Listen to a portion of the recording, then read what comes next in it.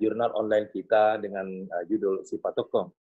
Saya menyambut gembira dengan kegiatan kita hari ini karena ini tentunya menjadi sebuah milestone awal untuk memastikan bahwa tujuan mulia kita untuk membuat sebuah jurnal, yaitu bagaimana menjadi sebuah wadah bagi teman-teman Widya Suara untuk menulis, termasuk oleh teman-teman yang lain, stakeholder yang lain, ini tentunya akan berdampak langsung terhadap kinerja lembaga. Sebagaimana teman-teman ketahui dan pahami, salah satu poin penting dalam hal akreditasi kita, yaitu ketersediaan sebuah media untuk kita berekspresi, menuliskan apa-apa yang kita lakukan selama ini secara ilmiah. Nah, oleh karenanya saya sangat menaruh harapan besar bahwa ini menjadi sebuah poin tersendiri bagi kita dalam rangka meningkatkan performa lembaga kita dalam rangka akreditasi tentunya yang insya Allah di akhir tahun ini sudah mulai kita lakukan kembali. Kita berharap bahwa akreditasi lembaga kita tidak hanya B lagi, tapi sudah bisa menanjak ke A. Dan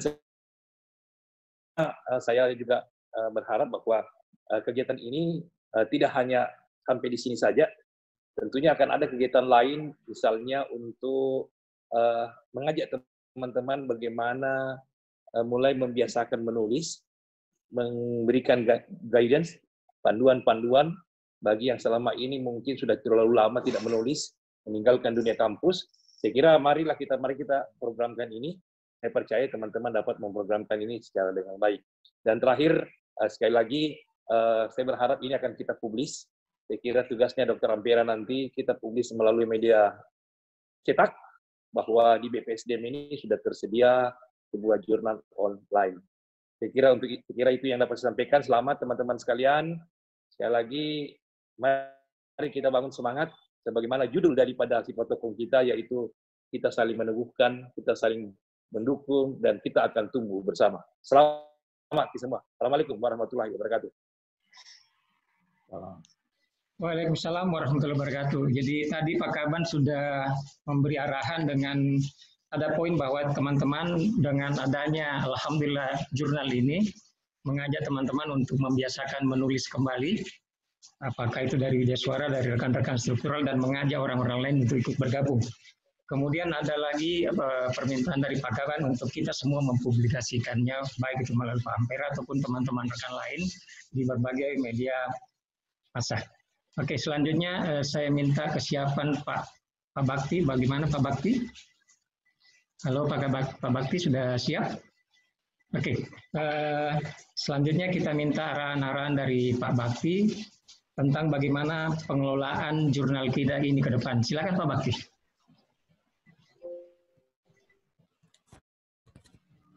Assalamualaikum warahmatullahi wabarakatuh.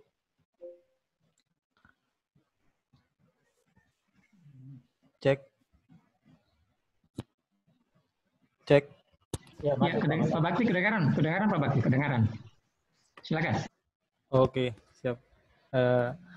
Sebelumnya saya mohon maaf karena ini tadi berpindah laptop, jadi ada sedikit permasalahan teknis.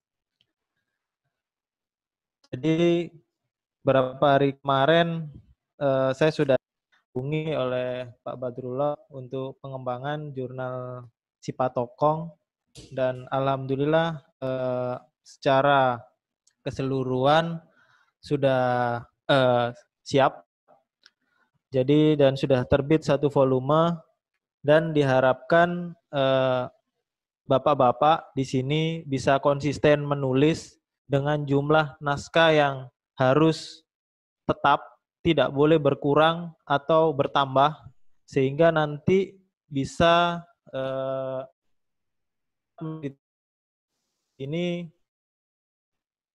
minimal jurnal bisa mengajukan akreditasi ketika sudah 2 tahun terbit dengan konsistensi, ya, mulai konsistensi penerbit dan scope. Jadi itu saya harapkan berikutnya usahakan Bapak atau Ibu di sini mencari mitra atau partner di mana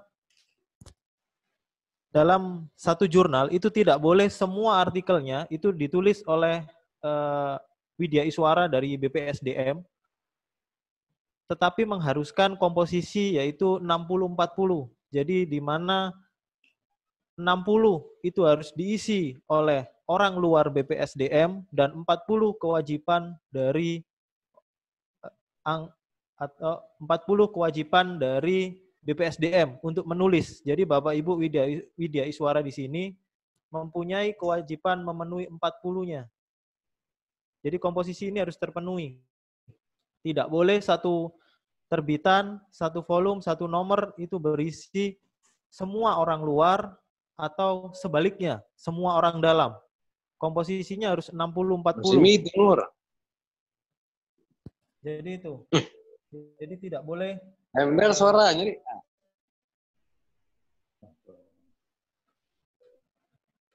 Tidak boleh lebih. Ada Mi. Atau tidak boleh kurang, usahakan konsisten dulu sehingga nantinya memudahkan untuk akreditasi.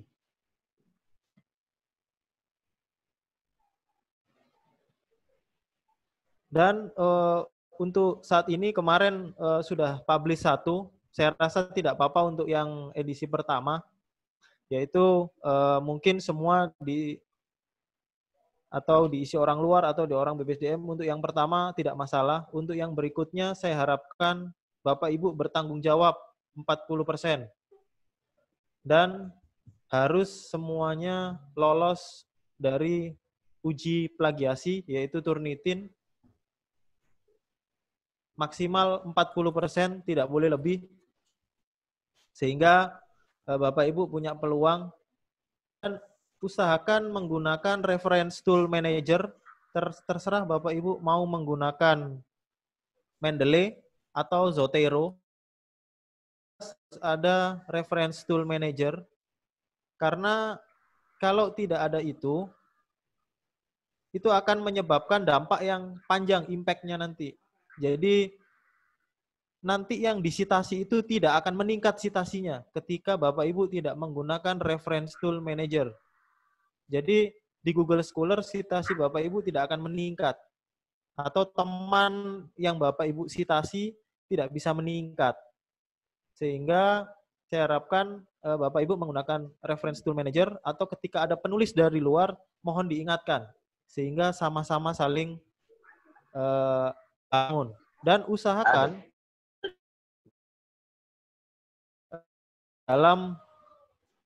dalam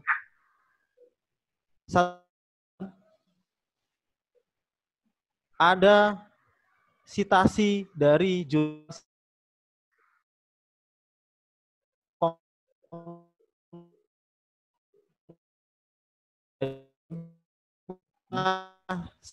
kepada terutama dari luar, ketika mau publish paling tidak ada satu artikel yang harus disitasi sendiri. Jadi orang akan di Google Scholar nanti akan artikel yang dipublish di jurnal ini banyak disitasi. Meskipun awalnya baru disitasi oleh penulis di jurnal ini, tidak masalah. Nantinya akan bisa dikenal banyak masyarakat. Jadi itu. Jadi itu. Saya harapkan ada pensitasian supaya Bapak Ibu bisa meningkatkan citasi. Dan berikutnya akan saya jelaskan sedikit. Saya akan buka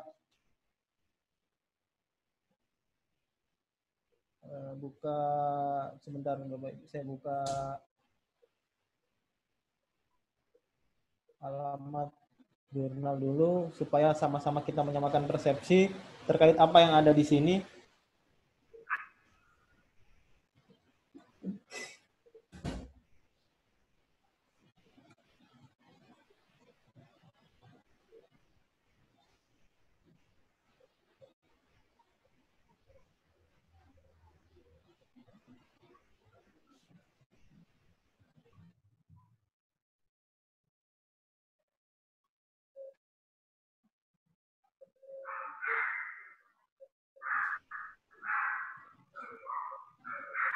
Oke, sambil menunggu mungkin saya akan sampaikan dulu ini dulu sambil menunggu.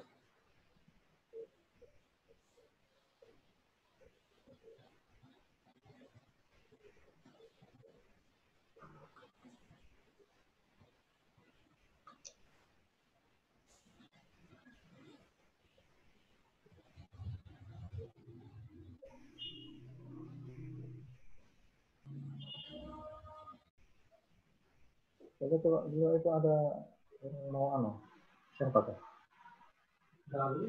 Ini motor berarti. Ada mau buka pagar tadi atau di depan? Tapi yang lain tolong Pak Agus dinonaktifkan dulu speakernya.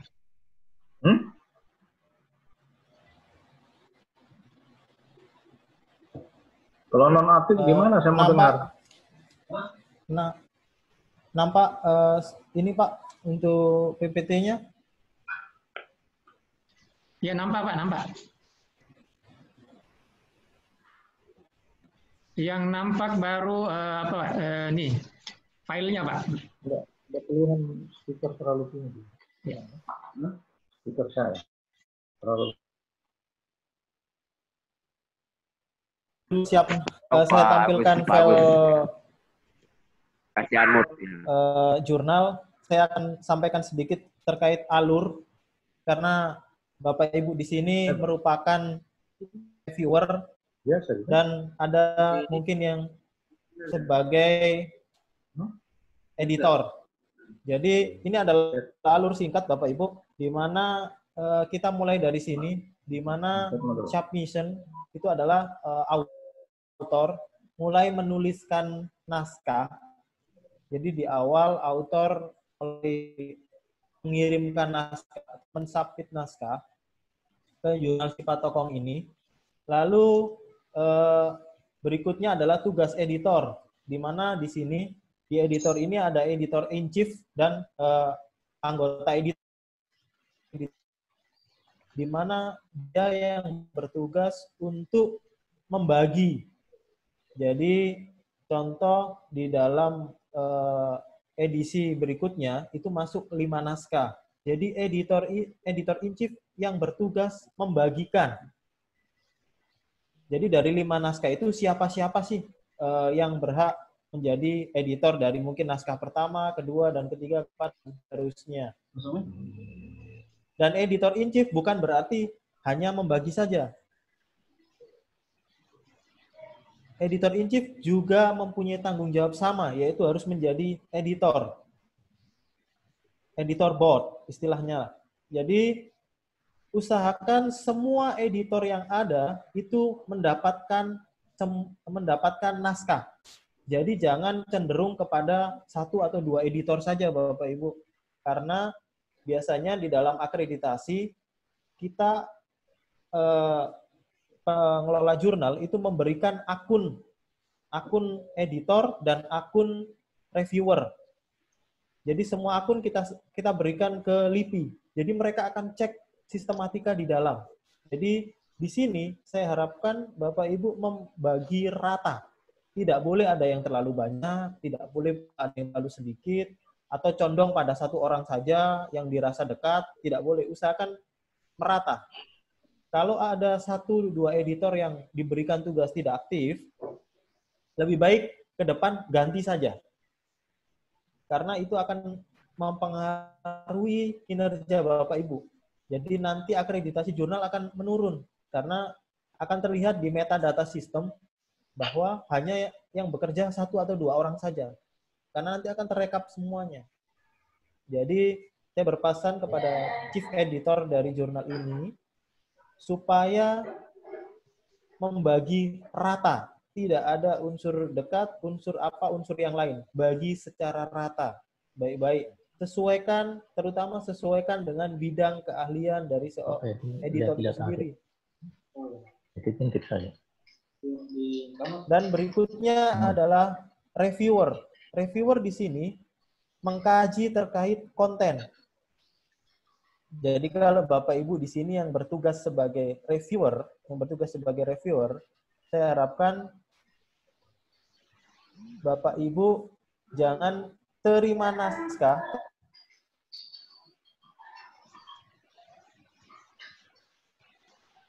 Reviewer itu, setiap reviewer pasti punya bidang keahlian masing-masing. Kalau saya lihat di Focus and Scope jurnal Cipatokong ini sedikit banyak. Jadi ada pembangun sumber daya manusia di kelautan dan sebagainya, itu kan bidangnya beda-beda. Jadi usahakan sesuai dengan bidangnya. Sehingga naskah ini benar-benar terpantau bahwa benar-benar direview secara substansi oleh seorang reviewer. Dan ini yang membedakan tugas editor dan reviewer adalah kalau editor dia hanya mengkaji terkait sistematika, mulai dari kesesuaian dengan template, lalu sistematika tulisan, mulai di paragraf pertama di abstrak mungkin bercerita terkait tujuan, lalu berikutnya terkait dengan metode. Nah, runtutan itu harus konsisten. Jadi editornya melihat substansi termasuk penulisan, kesesuaian dengan template, penggunaan reference tool manager, lalu layout dan lain sebagainya.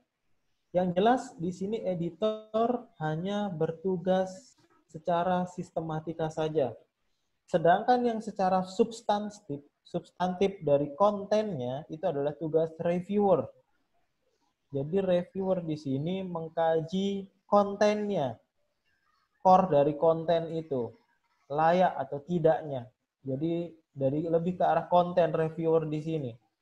Jadi reviewer saya harapkan tidak komen masalah tulisan, jangan. Jadi konten masalah substansinya. Mungkin bisa mengkomentari terkait